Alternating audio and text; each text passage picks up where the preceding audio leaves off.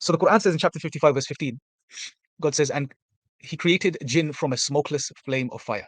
Uh, this is their essence. This is what they're created from. Now, the scholars don't. Some have mentioned that this is not the fire that is produced from burning wood or coal or things like this.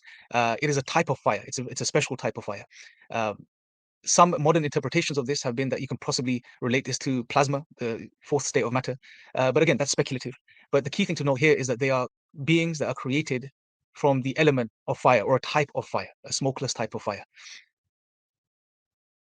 And their purpose, as God outlines, is the same as the purpose of human beings. God says, indeed, God says, I did not create the jinn and humans except to worship me. وَمَا خَلَقْتُ الْجِنَّ وَالْإِنسَ إِلَّا لِيَعْبُدُونَ. The Arabic, that God did not create the jinn kind or the human beings for any other reason except to know God and to worship Him. So the purpose of the jinn is the same as the purpose of human beings. Now, historically speaking, the interaction between man and jinn goes all the way back to Adam. And the story is captured in the Quran in different places in the Quran. And there are some verses here which we'll briefly cover, which highlight some aspects of that interaction. Um, but it's also important to note that the jinn were created before human beings. They existed before us, they inhabited the earth. And then later, God created Adam. And in the Quran, chapter 18, verse 50, God says, and remember when we said to the angels, prostrate before Adam. So they all did, but not Iblis, who was one of the jinn. But he rebelled against the command of his Lord. Would you then take him and his descendants as patrons instead of me, although they are your enemy? What an evil alternative for the wrongdoers to choose. Now, this verse highlights to us a couple of things. And some context to this verse. Iblis was a jinn. Iblis is the name of the jinn, and you'll find him mentioned in the Quran. The jinn that was totally obedient to God. He worshipped God as proficiently as he could. He obeyed God. And he was such a great worshipper of God that he was elevated to the level of the angels.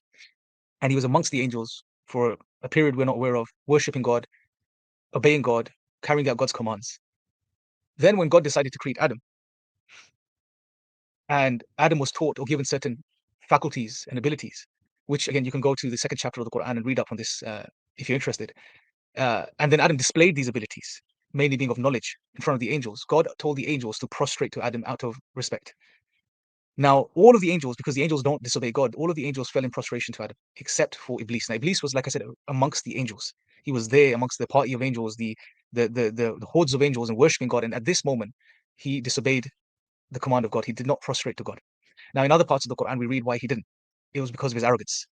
He became arrogant. He became jealous, and he believed himself to be superior than this new creation. And we find him saying, and I'm paraphrased, that the reason he didn't prostrate in front of Adam was because he said, I am made of fire, he is made of clay. I am better than him. Essentially, that's what he was saying. And it was this arrogance that removed him from the mercy of God. And he became the accursed one, or Satan, as we know in English, or shaitan, as we say in Arabic. And this also brings us to another point, that the jinn, not all of them are evil. Not all of them are bad. So he was originally known as Iblis, who was a jinn, but then he was known as shaitan, or Satan, the accursed one. And so there are shayateen, they are the ones that have a satanic disposition amongst the jinn, and there are the good jinn, just like amongst human beings. There are some amongst human beings that are known as shayateen as well, Satans, essentially, evil people. And then there are good amongst human beings. So at this moment, he is removed from the mercy of God. He becomes Satan, he becomes shaitan, and he has an objective now going forward, which is to mislead human beings. He wants to almost prove to God that he was right. And we know he was wrong. But however, he wants to prove his point, and he made it an objective for himself, and he asked time from God to give him time till the day of judgment so he can mislead human beings throughout the ages and prove, therefore, that these human beings aren't worthy. So it's important to also understand this distinction, because when we say jinn, we don't want people to think that they're all evil or they're all bad. No, we know of examples in the Quran as well. There were a group of jinn who heard the Prophet, peace be upon him's recitation. On one occasion, when the Prophet, Muhammad, peace be upon him, was returning from Taif, in the famous incident of Taif, when he went to call the people of Taif to Islam, and they rejected him and they pelted him and beat him out of the city. When he returned on the way back, he rested because he had to get permission to enter the city again, to enter Mecca again, and he rested the night outside of Mecca. And it was at this time when I believe during Fajr, when the Prophet ﷺ, peace be upon him, was praying, that God sent a group of jinn to listen to the recitation of the Quran. And we read the story in Surah Jinn and in Surah Al-Ahqaf, I believe, where they listened to the recitation, they accepted the message of Islam. And then not only this, they went back to their communities and they delivered the message to the communities. So they gave the communities that, they called them to Islam.